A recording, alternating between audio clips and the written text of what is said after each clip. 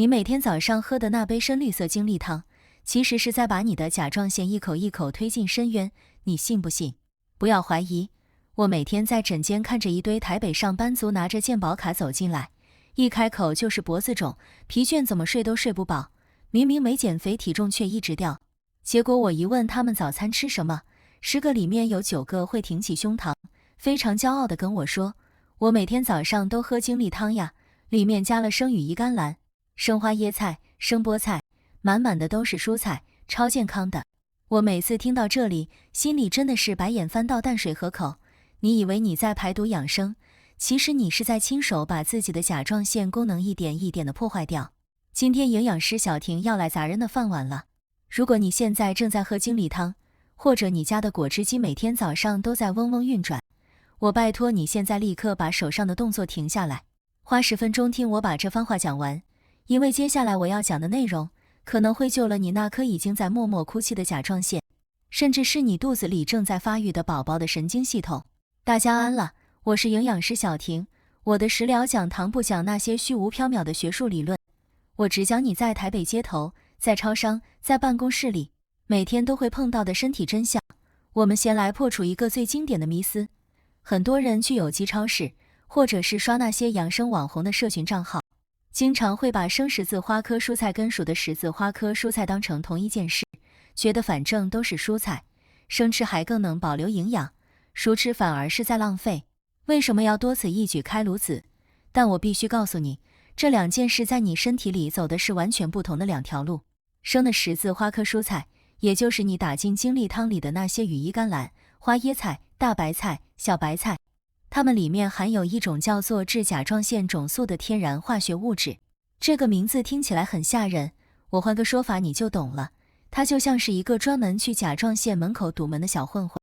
你的甲状腺每天需要从血液里抓取碘来制造甲状腺激素，维持你的代谢、体温、心跳、情绪。而这个致甲状腺肿素会拦截碘进入甲状腺的通道，让甲状腺就算很努力工作，却始终拿不到足够的原料。甲状腺拿不到碘，就只能拼命把自己的体积变大，试图靠增加面积来抢更多的碘，这就是甲状腺肿大的由来。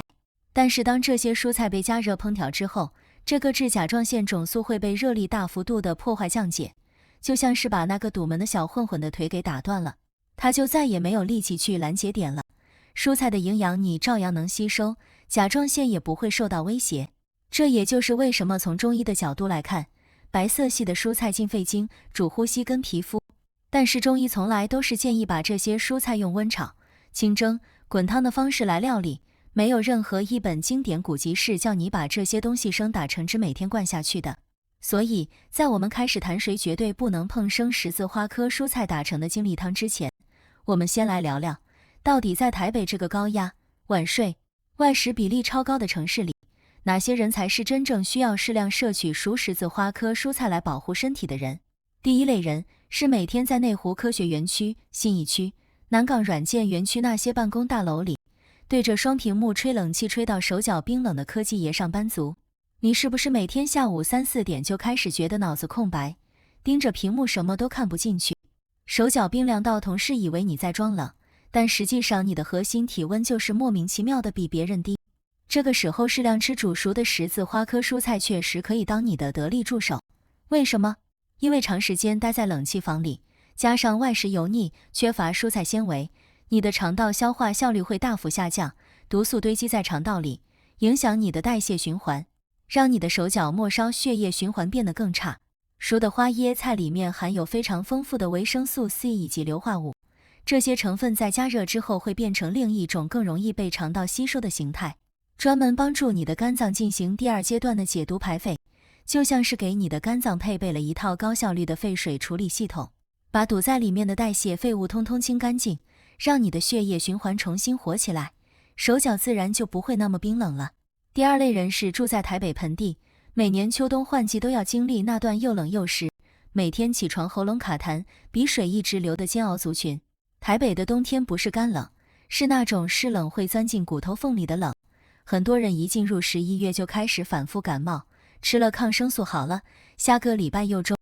这种循环让你的免疫系统疲惫不堪。在非常多的医学文献里已经证实，十字花科蔬菜里的萝卜硫素是目前已知最强效的天然免疫调节因子之一。它的运作机制非常像是给你的免疫部队配备了一套精准的导航系统，不是无差别的激活所有免疫反应，而是精准的针对外来病原体发动攻击，同时抑制那些会误伤自身组织的过度免疫反应。所以如果你是那种每逢季节交替就开始咳嗽、流鼻水，抵抗力比同事明显差一截的人，每天餐桌上固定出现一盘清炒或清蒸的花椰菜、青花菜，真的可以帮你把那道免疫屏障重新建起来。第三类人是台北夜生活里绕不开酒局的业务族、餐饮业者，以及那些每天在东区、中山区高档餐厅觥筹交错的商务人士。喝完酒第二天最明显的不只是头痛，还有那种眼白开始泛黄、皮肤暗沉、肝脏区域有点隐隐不舒服的感觉。很多人这时候会去买护肝保健食品，但你如果仔细去看那些护肝食品背后的营养研究，会发现十字花科蔬菜里的吲哚三甲醇对于肝脏里参与酒精代谢的酵素有非常显著的活化效果。它就像是给你疲惫的肝脏细胞注射了一支肾上腺素，让负责分解乙醛的酵素工人重新打起精神来，加速把酒精代谢残留的毒性物质转化成无害的水分排出体外。所以如果你今晚又要去应酬，饭桌上记得主动加那盘清炒花椰菜，而不是只盯着红烧肉跟麻辣锅，这才是真正在帮你的肝脏。第四类人是现在台北最大宗的族群，每天3餐外食，便当配手摇饮，水果只有吃饭时店家附的那片西瓜，完全不知道蔬菜纤维是什么的外食上班族。这种饮食模式持续3年5年之后，你的肠道菌相会开始严重失衡，你可能发现自己越来越容易便秘，或者相反的，肠胃动不动就敏感腹泻，身体开始出现一种莫名的慢性发炎状态，皮肤暗沉，痘痘反复，怎么睡都觉得累。科学家做过非常严谨的研究，十字花科蔬菜里面的膳食纤维，尤其是那种不溶性纤维，是肠道里好菌群最喜欢的食物来源。当好菌拿到这些纤维大块朵颐之后，会产生一种叫做短链脂肪酸的物质，这个物质就是修复你肠壁屏障，降低肠道通透性，减少毒素渗漏进血液的关键。所以如果你的健检报告上开始出现发炎指数偏高、免疫球蛋白异常，皮肤科看了一轮却找不到原因，很多时候根源是在你的肠道。而一盘熟的花椰菜就是最简单、最便宜、最直接的修复工具。第五类人是每年成人健检报告拿出来，大肠镜结果让医生皱眉头，或者家族里有大肠癌病史的高风险族群。台湾的大肠癌发生率年年高居亚洲前段班，这是我们无法回避的国民健康危机。在药理学上有非常明确的研究数据，十字花科蔬菜里的萝卜硫素对于抑制大肠上皮细胞的异常增生，有着非常显著而且可重复验证的效果。它的运作方式就像是给你的肠壁细胞配置了一个品质管控部门，专门在细胞复制的时候检查有没有出现基因错误，一旦发现异常就启动自我修正程序，避免那些走歪的细胞越长越大，最终演变成肿瘤。所以如果你的家族有大肠癌病史，或者你上一次大肠镜发现有息肉，每周固定摄取3到4次熟的十字花科蔬菜，真的是你能为自己做的最实惠也最有效的饮食预防策略。听到这里，你是不是觉得，哇，这十字花科蔬菜真是太厉害了，能护肝，能提免疫，能防癌，能调肠道，那我还不赶快每天早上打1大桶生精力汤，一口气把1周的量全部喝完。你如果现在去做，那你就真的准备要去内分泌科挂急诊了。中医有一句话叫做过犹不及，任何东西一旦用法用错，用量失控，它就不再是你的盟友，而是正在悄悄拆你身体台的刺客。生的十字花科蔬菜就是最典型的例子，它的功效太强大，里面的致甲状腺种素在生食状态下太活跃，对于某些特定体质和健康状况的人来说，它根本不是健康饮食，而是包着绿色外衣的慢性地雷。现在请大家竖起耳朵，如果你符合接下来我讲的任何一种情况，今天回家请立刻停止把这些蔬菜打成生汁喝下去。第一种绝对不能大量生食十字花科蔬菜的，是甲状腺功能低下，正在服用甲状腺素药物，或者是超音波检查发现甲状腺已经肿大的患者。这真的非常非常重要，我必须用最严肃的语气警告大家，你知道为什么吗？我们前面说过，生的十字花科蔬菜里的致甲状腺种素会去堵节点进入甲状腺的通道。如果你的甲状腺本来就已经在生病，功能已经开始低下了，这时候你还每天早上打一大杯生羽衣甘蓝加生花椰菜的精力汤灌下去，就像是一个已经骨折的人，腿上本来就打着石膏在复健，你还每天去踩他骨折的那条腿，一直踩，叫他继续走路。结果就是本来还能靠药物控制的甲状腺功能低下，会在你每天的精力汤助攻之下变得越来越严重，你的药物剂量可能需要越调越高，但效果却越来越差。我诊间曾经有一个住在大安区的林小姐，38岁，是一个非常注重健康的小学老师。她因为甲状腺功能低下，本来在吃甲状腺素，控制的还不错，数值一直很稳定。后来她跟着同事一起开始流行喝精力汤，每天早上雷打不动打一杯，里面有生菠菜、生羽衣甘蓝、生青花菜。她觉得自己在养生，觉得吃蔬菜总不会有错。结果喝了2个月之后，她回诊抽血 ，TSH 值标高，原本稳定的甲状腺功能指数全部乱掉，她整个人又回到了当初刚被诊断时的状态，全身浮肿，头发大把大把的掉，早上起床冷到发抖，体重莫名其妙的增加了4公斤。她困惑地问我，她说她这2个月明明饮食更健康了，蔬菜吃得更多了，怎么反而变得更差？我只能叹气跟她说，你每天喝进去的那杯精力汤，正是你甲状腺最大的敌人。所以如果你的甲状腺本来就有问题，或者你最近觉得特别怕冷、水肿、疲倦、掉发，请你立刻停止生食这些蔬菜，先去抽血检查甲状腺功能再说。第2种禁忌人群是正在进行碘缺乏治疗，或者居住在碘摄取量本来就偏低的山区、内陆地区的族群。台湾因为四面环海，整体来说碘的摄取量相对还算充足，但是有一群人因为长期吃低钠饮食，严格限制盐分，同时又很少吃海鲜，他们的碘储量其实已经在临界低值了。这时候如果你还大量生食十字花科蔬菜，那个致甲状腺种素就像是一个趁火打劫的强盗，在你的碘库房已经快见底的时候，还跑来把仅剩的碘资源全部掠夺一空，留给甲状腺的碘少之又少，甲状腺激素的制造量就会严重不足，你的整个代谢系统就会开始出现各种你完全意想不到的症状。你可能会发现自己的心跳变慢，记忆力开始变差，皮肤变得干燥粗糙，甚至会有轻微的忧郁情绪，但这些症状单独来看都太轻微了，很容易被你归因成工作压力太大、睡眠质量差、年纪大了，就这样一拖再拖，等到发现真正的原因，可能已经是好几年以后了。第3种禁忌人群是患有肾脏功能异常，尤其是慢性肾病第3期以上，需要控制钾离子摄取量的肾友们。这个禁忌经常被忽略，但它是真实存在而且可以致命的危险。菠菜、羽衣甘蓝这些深色叶菜类都含有非常高浓度的钾离子。对于健康的人来说，钾是维持心脏节律、维持血压稳定的重要矿物质，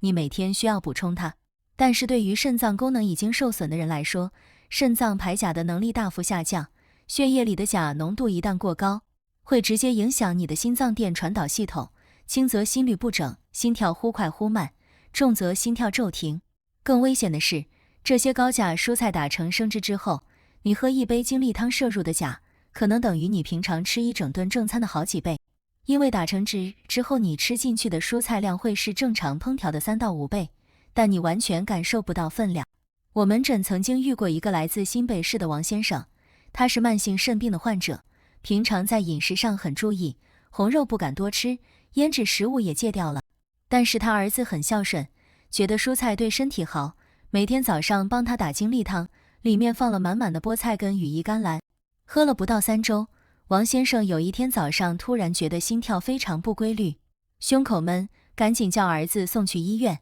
急诊检查发现血钾值已经严重超标，心电图显示心律严重异常，差一点就要准备急救。他儿子完全不知道发生了什么事，一直说他只是在喝蔬菜汁而已，怎么会把爸爸送进急诊？我只能叹口气跟他说，你为爸爸准备的那杯精力汤里，每一口都是在给爸爸的心脏加压。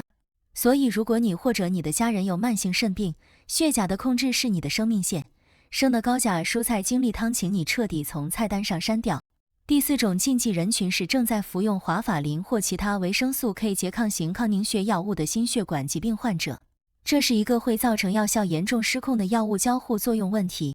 菠菜、羽衣甘蓝这些深色叶菜类含有极高量的维生素 K， 而维生素 K 正是凝血因子合成的必要材料。华法林这类抗凝血药物的运作原理就是透过抑制维生素 K 的作用来延缓凝血，让血液不那么容易凝固，防止血栓形成。当你大量喝生的深色叶菜精力汤，你等于是在给身体一次性注入大量的维生素 K， 这些维生素 K 会和你的抗凝血药物直接对抗，让药效变得不稳定，甚至完全失效。药效一旦失控，你的血液可能又开始变得容易凝固，原本好不容易控制住的血栓风险死灰复燃，中风、心肌梗塞的风险瞬间升高。我诊间曾经有一个新义区的陈太太，她因为心脏瓣膜问题，长期在服用抗凝血药 INR 值一直控制得很好。后来她跟着健身团体开始流行喝绿拿铁，每天加了大量的菠菜跟羽衣甘蓝，连喝了1个月。回诊检查发现她的 INR 值掉到了非常危险的低点，代表抗凝血效果已经大幅减弱。她的医生非常紧张地调高了药物剂量。她摸不着头脑地问我，她说她明明每天都有按时吃药，怎么药效反而变差了？我只能跟她说，你那杯每天早上喝的绿色精力汤，正在帮你的凝血因子跟你的抗凝血药打架，而且每天都是凝血因子赢。所以如果你有在服用任何抗凝血相关药物，维生素 K 的摄取量要非常谨慎。生的高维生素 K 蔬菜精力汤，请先跟你的主治医师讨论之后再做决定。第5种禁忌人群也是最容易被忽略的一群，痛风患者以及尿酸值长期偏高的男性上班族。台北的应酬文化让很多30-40岁的男性尿酸早就悄悄超标了，只是还没发作，本人毫不知情。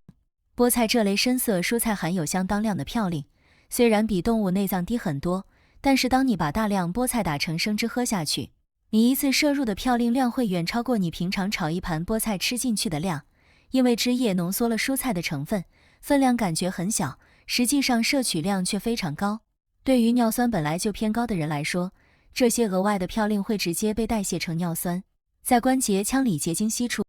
变成那根在你大拇指关节里面刺你的针，让你在深夜痛醒，脚趾头红肿热痛到完全无法踩地。我曾经遇过一个在南港软件园区上班的工程师，他因为健检发现尿酸偏高，决定认真改变饮食，戒掉海鲜，戒掉啤酒，改喝精力汤，觉得自己在健康生活。结果3个月后，他人生第一次痛风发作，整个脚踝肿得像面包一样，痛到拄着拐杖进来。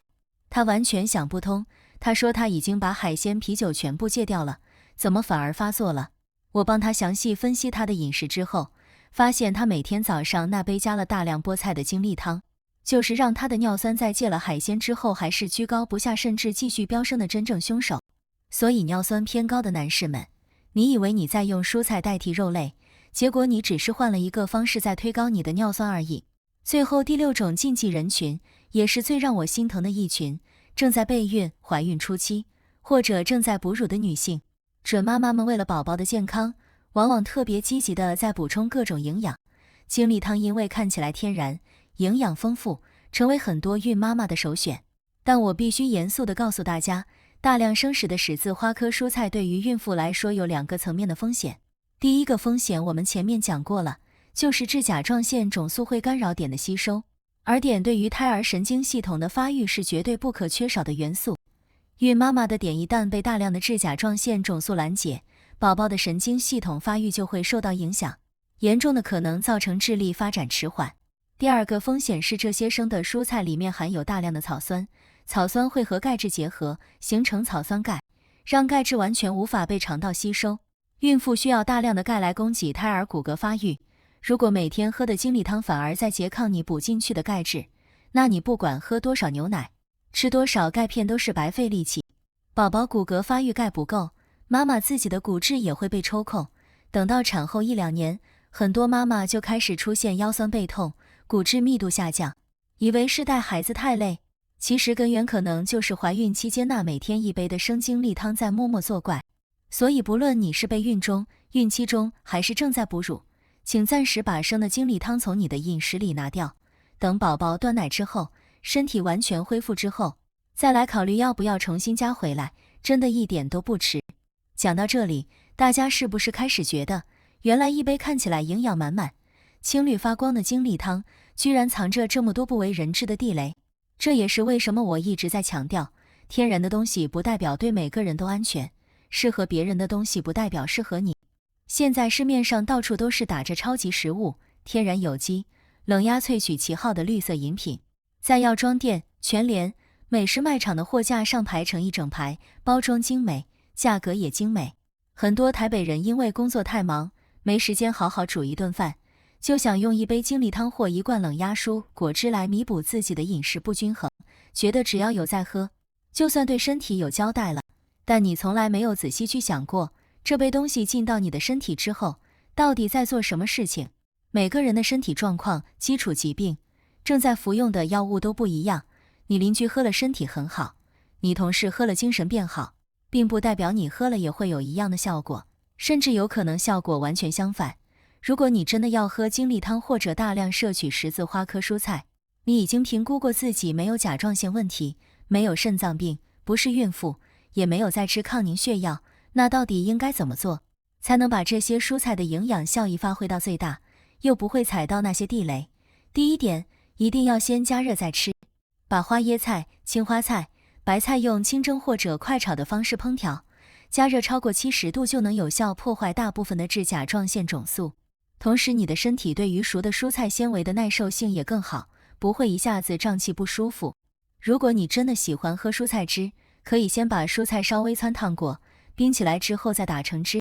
这样既保留了蔬菜的营养，又把最危险的成分给处理掉了。第二点，喝精力汤一定要加一个小动作，就是加进一些含有优质脂肪的食材，比如无糖坚果、半颗酪梨，或者一小勺冷压初榨橄榄油。很多蔬菜里的营养素，包括维生素 K、贝塔胡萝卜素、叶黄素，都是脂溶性的，也就是说它们必须要溶解在脂肪里面，你的肠道才有办法吸收。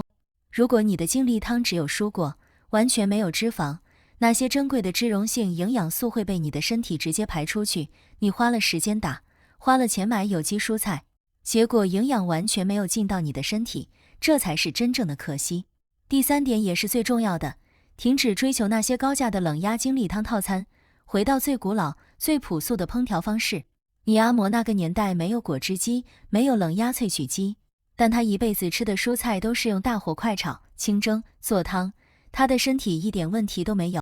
因为老祖宗的饮食智慧告诉我们，食物加热之后才吃，是人类经过几千年摸索得来的生活经验，而不是什么落伍的烹调方式。那些商人告诉你生食才能保留最多营养素，那是在你不了解食物化学的前提下，用来卖产品给你的话术，请不要轻易相信。好了，今天跟大家聊了这么多关于生的十字花科蔬菜精力汤的真相，从它的致甲状腺种素机制，到适合吃熟蔬菜的5类人群，再到绝对要注意的6大禁忌族群，甚至包括了最正确的蔬菜摄取方式。我相信很多人听完之后，心里原本那些从养生网红那边学来的观念，应该已经被我动摇了不少。我也相信，现在一定有很多人正准备起身，去翻一翻自己家里的果汁机，想一想明天早上的早餐要怎么调整。但今天我把这个话筒交给你，听完这些，你真的了解你自己的身体状况吗？你每天早上喝进去的那杯绿色饮料，到底是在帮你还是在悄悄伤害你？你曾经因为喝了精力汤或者大量生食蔬菜之后，身体出现什么不舒服，却还以为是在排毒的正常反应吗？在评论区留言告诉我，看看你踩到了多少养生饮食的地雷。今天就聊到这里，别忘了把这集内容转给你身边那些每天早上雷打不动打精力汤的好朋友、家里的长辈，还有正在备孕或者怀孕中的姐妹们。我们下一次的食疗讲堂再见。